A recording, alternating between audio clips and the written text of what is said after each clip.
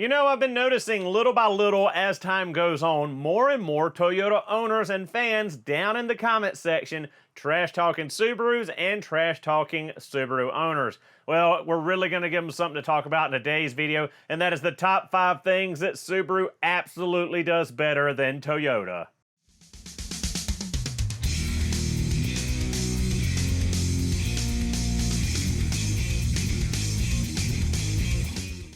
So starting off the list, it should be no surprise what number 1 is, and that is Subaru's symmetrical all-wheel drive system.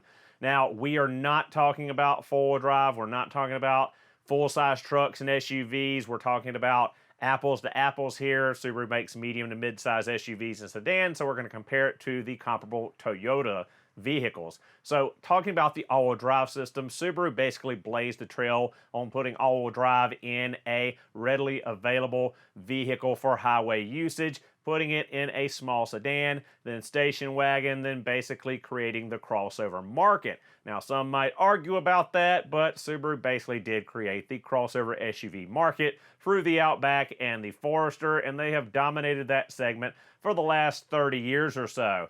Now, when we look at Toyota's all-wheel drive or four-wheel drive or full-time all-wheel drive or full-time four-wheel drive, whatever it is they call it, in like the 4Runner and the RAV4 and their SUVs, anytime there is a comparison, an actual road test done between Subaru symmetrical all-wheel drive and anything that Toyota offers, Subaru takes the win absolutely undisputed and super easily.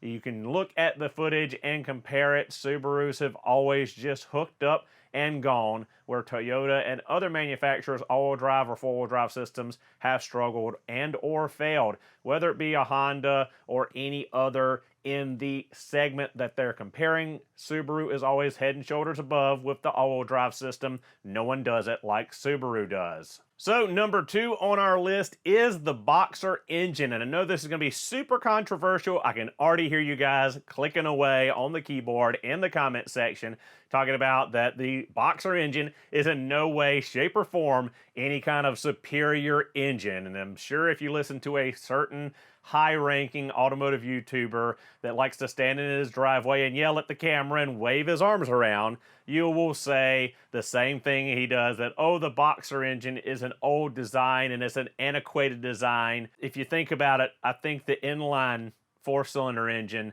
or inline engine is actually probably older and more antiquated if that's the route you want to go with that argument. There are big benefits to the Boxer engine, and that is one, that it is a small package. It is small front to back. It is a little bit wider, but as far as front to back is concerned, it is much smaller, which means you can mount it further forward in the car, giving you better weight distribution. Since it's so much smaller top to bottom as well, that means you can mount it lower in the car, lowering your center of gravity and getting much better handling, lots less body roll.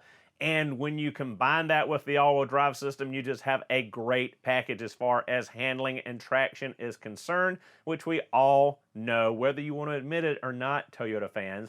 Now, of course, the Boxer engine does have its downsides, as does every single other engine on the market. There's always going to be something wrong with anything mechanical, but there have been example after example of Boxer engines, Subaru Boxer engines, lasting 200, 300, 400, 500,000 miles, 600,000 miles, over 1,000,000 miles. Whether you want to believe it or not, Toyota fans, Subaru engines can be just as reliable as your beloved Toyota. But you get the benefit of having a Boxer with the lower center of gravity, better handling, weight distribution, mounting the engine further forward, a smaller package front to back, top to bottom, and the Boxer engine naturally balances itself out for smooth running and smooth acceleration, which means it doesn't require balance shafts like some of your beloved Toyota engines do. So the next item on the list, number 3, should be no surprise to anyone, and that is safety. Subaru absolutely loves safety. They love talking about safety.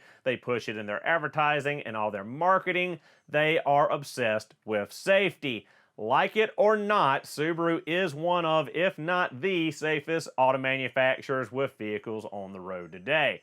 Whether it be the eyesight system that is part of that web of safety over you and your car, with its stereo optic cameras always staring out at the road ahead, monitoring for any kind of debris or any kind of dangers on the road ahead, with automatic forward and reverse braking in case you know you're distracted and backing down the driveway. It will see what you don't. Same as driving down the interstate. If you're distracted and someone stops short or brake checks you, it's there to slam on the brakes and keep you safe.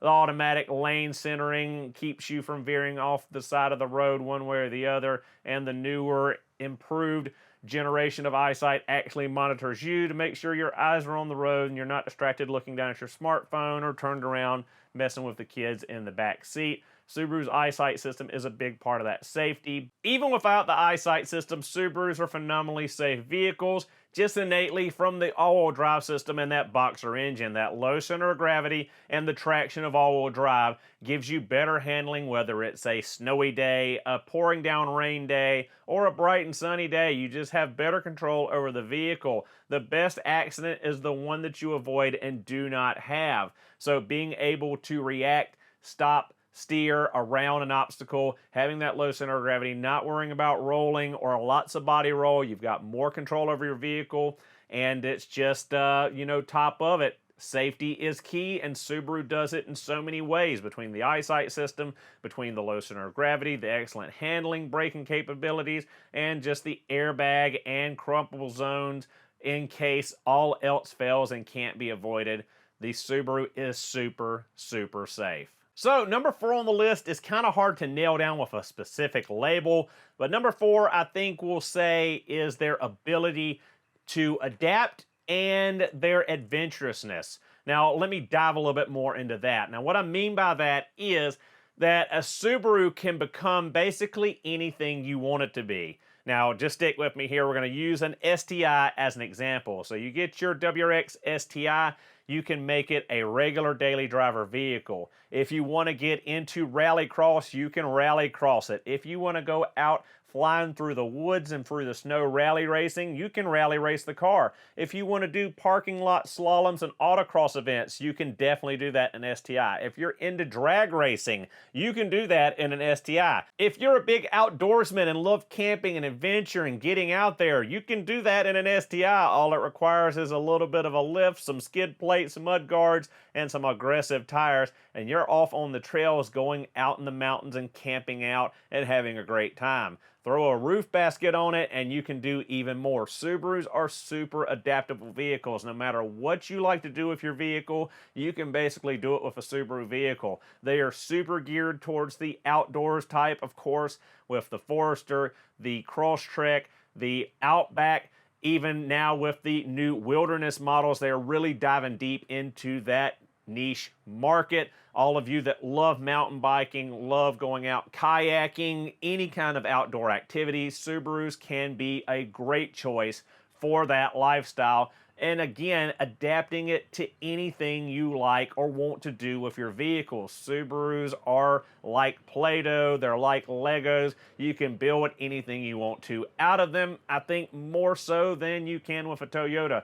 I don't see many people going overlanding in a Camry or a Corolla. Not that they couldn't, but it's just much easier to adapt any of the Subaru models to do that. Down to the wire, last thing that Subaru does so much better than Toyota, and number 5 has got to be community and car culture. I think Subaru owners and the Subaru brand just does it better than anyone else. I know there's tons of Chevy and Ford guys. There's tons of people that love their Toyotas or their Nissans, but Subaru, I think, just does it better, has them all topped. Subaru was such a small niche car manufacturer in the US through the 60s and 70s when they first started out. They were so rare to see on the road. That whole Subaru wave thing was a huge thing back before the Jeep people took it and then introduced their little rubber duckies and whatever other weird car community thing is. But again, the Jeep thing is mainly Wranglers. It's not the whole Jeep community. They're not out there Jeep ducking a Patriot or a Renegade. But Subaru owners, whether it's a base model Impreza, an STI, Forester, Outback, whatever, they've all got this sense of community. You see it in the car meets, you see it in the big Subaru meets. Subaru people are always, well, not always, there's always exceptions to the rule, but Subaru people are some of the coolest, chillest, like, biggest welcoming group for other Subaru owners. A lot of times when you get into like Honda and Nissan and Toyota, at least at what I saw as an outsider, there's always the people that are just like, well, he's got an S2000 and he's got a Civic, and the S2000 guys are here and the Civic guys are here, or the Nissan GTR guys are here and the guys with 350Zs are down here. But with Subarus, it's not that bad. Now, there's always the whole running joke of the kids with the Imprezas or the WRXs putting the STI wings on them and the STI guys looking down on them. There's always going to be some of that in any community. But again, at the end of the day, they're all Subaru fans. They all get together. They have the wicked big meet and the big Subaru meets and all this stuff out there. And it's just a great time had by all, whether they're in a base model Forester or a 900 horsepower STI. They all come together, all meet up, and all have a great time. And I think community is one thing Subaru does way better than any other manufacturer, especially Toyota. So guys, there you have it. There is the top 5 things I think that Subaru does way better than Toyota. Let me know your thoughts and feelings down in the comment section below. Do you agree? Do you disagree? And if you disagree, tell me why. What do you think it is about Toyota that is so great? And I'm not here saying Toyota is not a great car, but some people just act like it's Toyota or nothing, and we all know that is not the way it is. There are plenty of great Subarus out there, and there are plenty of high mileage Subarus out there. There are plenty of fast and powerful Subarus out there. There's a Subaru for everyone that likes Subarus, just the same as there's a Toyota for everyone who loves Toyotas, whether it be a Supra, BMW, or Camry, or Corolla, RAV4, Highlander, Sequoia, Tacoma, what have you. We can all get together and have a big laugh, and we can all drive down the road peacefully and friendly. So again, guys, let me know what you think. Was I totally off base here, or does Subaru really take the cake in these 5 things from Toyota? Thank you guys so much for watching. Hope you enjoyed the video. I'll see you all in the next one.